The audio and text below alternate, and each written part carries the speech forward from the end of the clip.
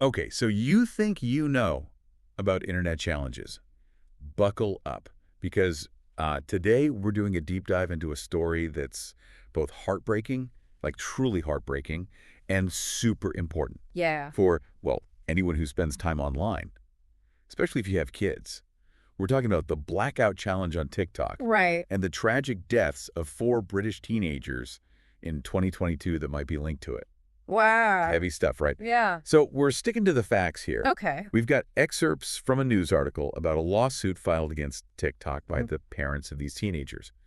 And we really want to understand what happened. Mhm. What are the legal arguments being made here? What are the bigger implications of this whole case? Absolutely. We're not going to speculate or anything. We're just going to focus on the information that's available to us right now in this article. Yeah, I think it's really important. So first, let's talk about the 4 teenagers at the heart of this case. Okay. Isaac Knieven, he was only 13. Oh, wow. Archie Battersby, just 12 years old. Right. 14-year-old Julian, he went by Jules Sweeney. Okay. And Maya Walsh, also 13. Oh, young. The lawsuit actually points out that 3 of them lived in the same city. Oh, wow. I mean, what do you make of that? Well, I think it's definitely something that the lawyers will bring up. Yeah. I think about it. Like, if you're sitting on a jury and you hear that 3 kids from your own city, right, died because of something they saw online, Yeah. that's going to hit you a lot differently. It makes it, like, way more real, Right. much closer to home. Totally. And for anyone listening who maybe isn't familiar with the Blackout challenge, Right. it basically encourages people to choke themselves until they pass out. Oh, gosh. So obviously incredibly dangerous. Yeah. The parents are claiming that TikTok's algorithm is what actually pushed this content to their kids. That just seems like a hard thing to prove. It is. It is. Essentially, they're saying that TikTok made a very calculated decision, a Yeah. business decision, as the lawyer put it, to put, profits ahead of user safety. Wow. And that this directly led to the deaths of their children. That's a strong statement. It is. And that lawyer, Matthew Bergman, who's representing the families, Mhm. he does not hold back in this article. Oh, really? There's a quote where he straight up says that TikTok cost these 4 children their lives. Wow. And they're being represented by the Social Media Victims Law Center, by the way. Okay. And I think I read that they've gone up against TikTok before on similar issues. Interesting. Yeah. So they're going to have to present a very compelling case, though, right? Right. They're going to need to show that TikTok is directly to blame for what happened, which can be super hard to prove in a court of law. It is. Now, TikTok is obviously denying all of this. Okay. According to the article, they say that they've been blocking searches related to this challenge since 2020, Okay. and that they have, a general policy against dangerous content, which is what they always say, right? Right. But it's like, They're trying to be proactive. yeah. Yeah. But you think about it from the parents' perspective. Right. They're saying, our kids are gone, and you're telling us you're blocking searches now. What were you doing before? What were you doing before all this happened? Exactly. Yeah, it's a tough one. So let's get into some of the specifics of this lawsuit. Right. It accuses TikTok of a lot of things, Okay. like misleading parents about how safe the platform actually is, and that they actually target kids based on things like age and location Oh, wow. to basically keep them hooked and make more money. Wow. And then, this is wild, the lawsuit actually claims that TikTok straight up lied to lawmakers about the challenge being on the platform at all. Oh, wow. That's a serious accusation. This is a serious accusation. Yeah. And if they can actually prove that in court, that could be a big problem for TikTok. Huge. The article also mentions other dangerous challenges that have been on TikTok. Oh, really? Like what? Challenges involving, like, taking too much medication, Oh. messing around with hot water, Oh, my gosh. even setting things on fire. Wow. What do you think? I mean, what does this tell you?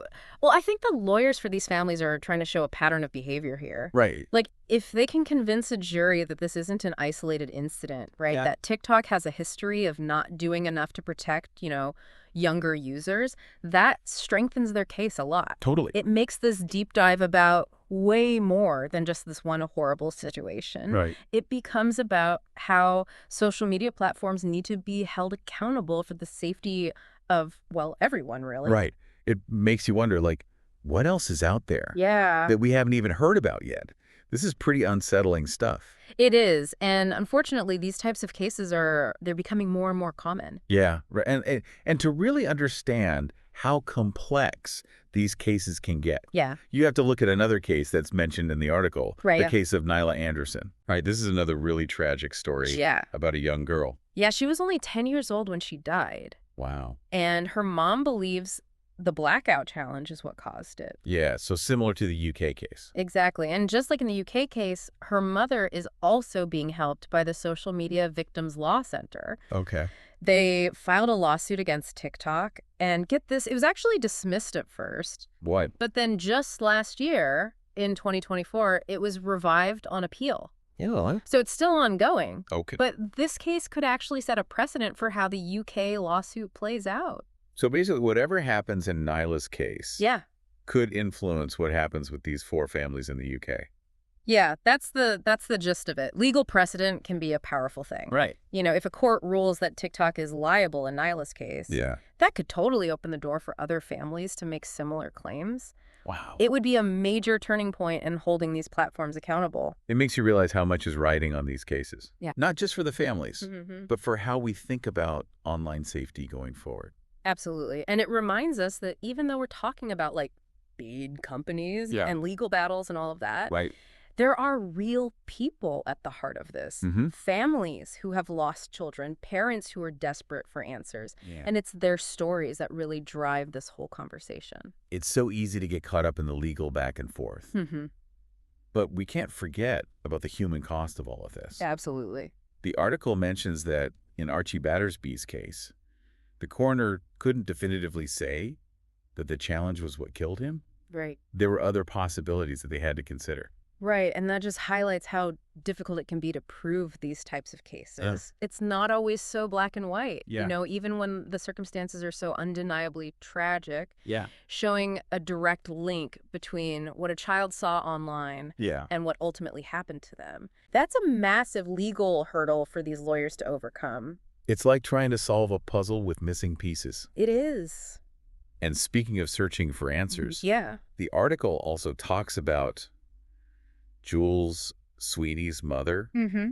and the campaign she's been leading. Right. It's pretty powerful stuff. She's been fighting for parents to have the legal right to access their deceased children's social media accounts. Oh, wow. You can imagine how frustrating it must be Yeah. to know that there might be clues on their phones or Yeah. computers, but not be able to get to them. Right. Like a locked door, and behind it could be some kind of explanation or even just a chance to say goodbye.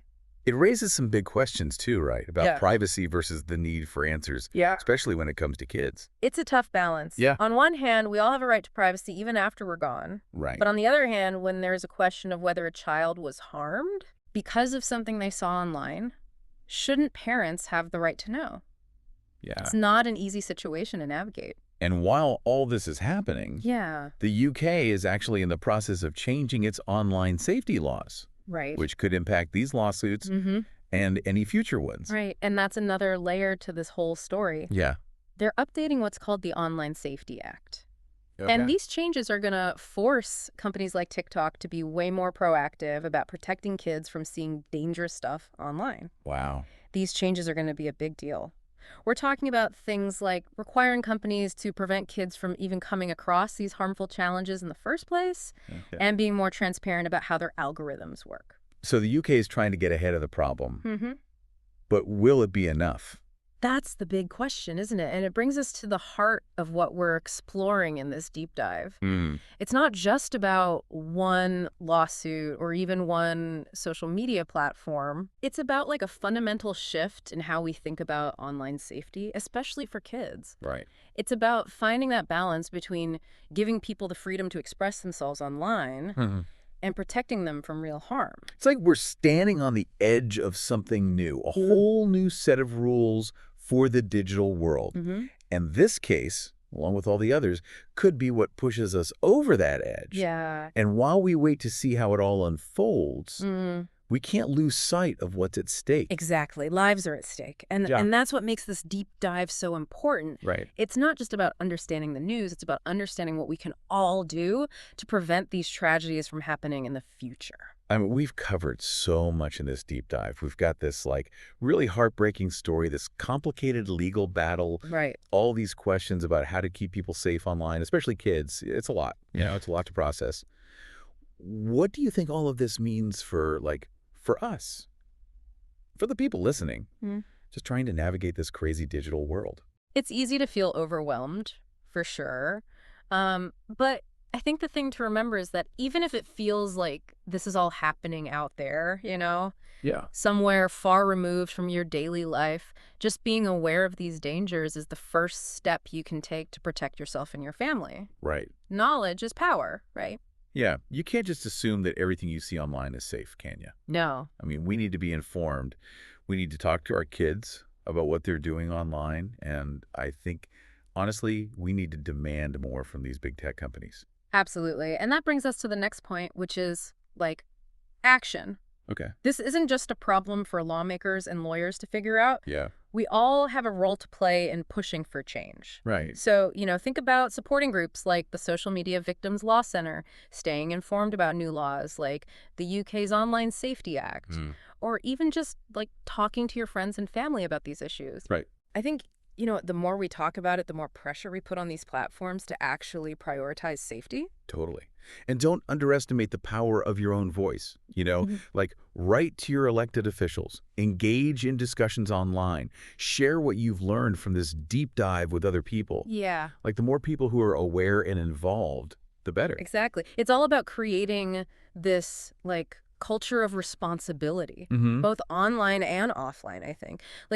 We need to be more critical about the content we consume. We need to think about the algorithms that are shaping what we see and be mindful of the potential consequences of our actions in the digital world. Because, everything's connected now, right? Right. What you do online can have real-world consequences. It's like we're all part of this massive experiment, Mm. and we're still trying to figure out the rules. Yeah. This case, with these 4 families and their fight for justice, it's a stark reminder that the stakes are incredibly high. Mm-hmm. Lives are literally on the line here. And that's why it's just so important to keep asking these tough questions. Yeah. It's, the article focused on the legal battle, the algorithms, the whole debate over online safety. But what I keep coming back to is this idea of access. Okay.